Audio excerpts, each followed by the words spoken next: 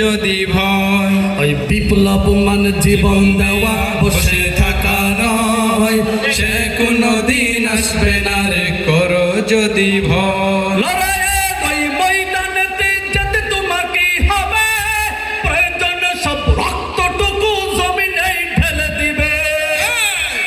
লড়াইয়ের ওই ময়দানেতে যেতে তোমাকে হবে, প্রয়োজনে সব রক্তটুকু জমিনেই ঢেলে দেবে।